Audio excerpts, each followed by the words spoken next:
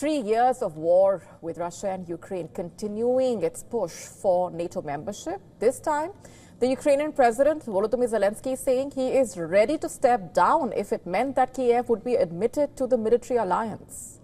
He has been calling for Ukraine to be given NATO membership as part of any deal to end the war, but the US-led alliance has been reluctant to commit now more than ever. Для України, якщо вам дуже потрібно, щоб я залишив свій пост, я готовий. Друга історія, можу поміняти це на НАТО. Якщо є такі умови, одразу. Zelensky and US President Donald Trump have engaged in a war of words since American and Russian officials met last week in Saudi Arabia for their first high-level talks in 3 years. After the talks, Trump repeated Russia's narrative that Ukraine started the war, prompting reaction from Zelensky, who said the US president was living in a disinformation space governed by Moscow. Trump did not let go of the comment and called Zelensky a dictator without election. And reacting to the comment, the Ukrainian president said he was not offended because he will definitely never be a dictator, and went on to call himself a legitimately elected president. Щоб довго про це не говорити. Я фокусуюсь на безпеці України сьогодні, а не за 20 років. Zelensky called for Trump to meet him before any summit with Russian President Vladimir Putin, while expressing his desire to see his US counterpart as more than a mediator between Ukraine and Russia. When asked about Ukraine giving US access to its critical mineral deposits, Zelensky said the officials of both the countries are in touch and there has been progress on the deal. In fact, Trump's special envoy Steve Witkoff and Treasury Secretary Scott Bessent said they expected an agreement would be signed this week. The Ukrainian president said if the minerals deal is signed, US troop deployment in Ukraine would be a logical step as a security guarantee.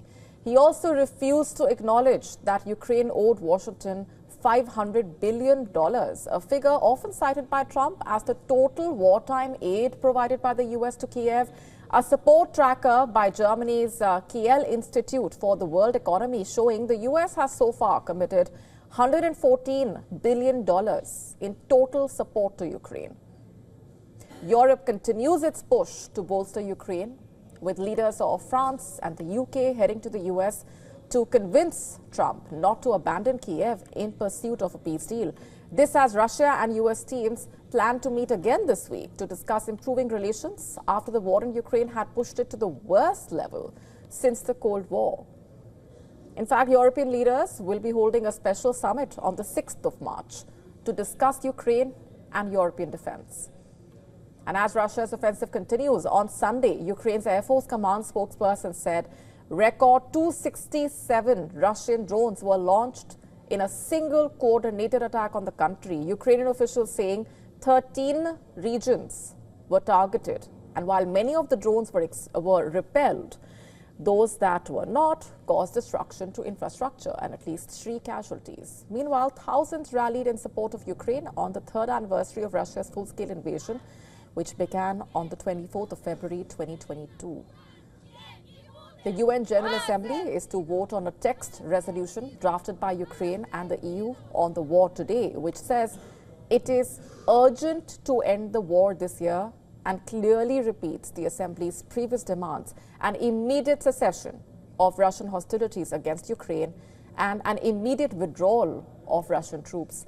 Reuters reported that the US has declined to co-sponsor the text and propose its own resolution for a General Assembly vote, which calls for a swift end to the war, but makes no reference to its territorial integrity.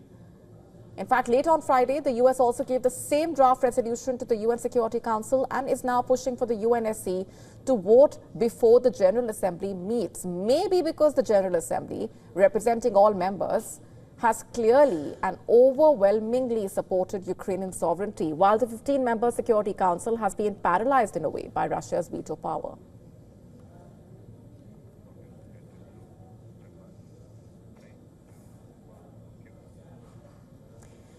And on the broadcast with us this minute is Dr. Zachary P. Akin, Deputy Director of the Better Order Project at the Quincy Institute for Responsible Statecraft in Washington, D.C. He is a Senior Fellow at the Institute for Peace and Diplomacy. Let me begin by asking you for your assessment of what's happening here with the U.S. saying that Russia and Ukraine are very close to signing a peace deal, and how the Istanbul Protocol will be, in a way, the guidepost to make that Russia-Ukraine deal. Well, thank you very much, Molly, for having me, first of all. The Istanbul negotiations that took place in the spring of 2022, there are scholars who are of the view that the different parties at the time were relatively close to reaching some kind of an agreement. Of course, that remains to be determined over the long term, whether or not an agreement was actually in the offing. But nonetheless, some of the parameters that were discussed there, broadly speaking, do offer the basis for some kind of negotiation, which deals with the question of what security concerns and security guarantees need to be addressed in the process of negotiations, dealing with the question of Ukraine's territorial integrity, which should be upheld as a matter of principle, even if the Ukrainians might have to acknowledge that they're not going to be able to retrieve all of their territory by force immediately, etc. The size of Ukraine's military is also something that was discussed back then and will need to be revisited now as the war has worsened over the course of the past 3 years. At the time, there was an expectation on the part of the Russians that the Ukrainians might have to, limit themselves to a relatively small armed forces, the so-called demilitarization of Ukraine. I think that that's no longer a realistic expectation at this point. And if the Ukrainians are going to be asked not to join NATO as a part of the settlement to this conflict, they will need to have their security guaranteed through some kind of armed neutrality. So that means, a much more significantly and heavily armed Ukrainian military compared to what the Russians had in mind at the beginning of the war. So neither side is going to get 100% of what it wants. The Russians are not going to get a demilitarized Ukraine, but nor is the West going to be able to have a Ukraine that joins NATO, because that is just simply not a realistic outcome. Nonetheless, the Istanbul negotiations also showed that a deal in principle should be possible, even if it was not necessarily, in the offing, and that'll be up to historians ultimately to determine. Nonetheless, it showed that both sides were willing to make significant compromises in the pursuit of some kind of settlement, and that in principle, these are not two circles of a Venn diagram that don't intersect. If all sides are interested in a deal and the political will exists, it is absolutely possible for a deal to be reached. And indeed, this war may not have needed to have happened in the first place, just given the fact that such a deal, on the status of Ukraine in the European security order absolutely could have been reached in the lead up to this war, had political will been there. Right. Talking of political will and the pursuit for the peace deal, what do you make of the attempts being made to convince Trump to not abandon Kiev in pursuit of that peace agreement? Well, I think it's a little bit too early to state whether or not the Trump administration is, quote unquote, abandoning Kiev at this point. All that has been done so far, besides the insults, the unfortunate insults that we've seen traded in multiple directions, is that the Americans and the Russians have agreed to talk. They haven't agreed on any concessions. The comments that were made, infamously at this point now by the Defense Secretary Hegseth, simply mentioned some obvious facts. That it is an unrealistic expectation that these negotiations will lead to Ukraine joining NATO, and that Ukraine, does not have the military capacity to retake all of its internationally recognized territory by force. Those are not concessions to Russia. That's not abandoning Ukraine. That's just a recognition of reality. And right now what we've seen is the United States and Russia have agreed to talk again.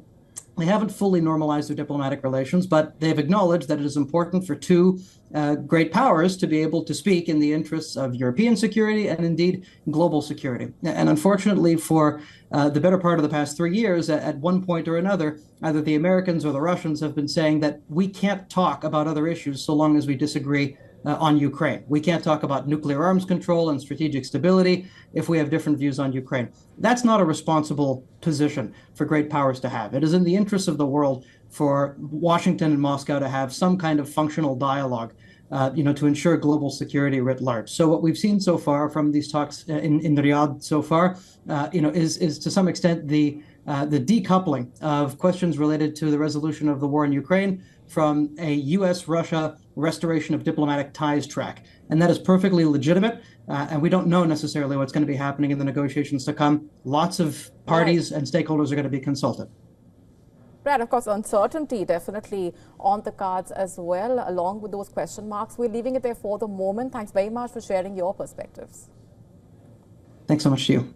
To stay up to speed with the latest news, download the WION app and subscribe to our YouTube channel.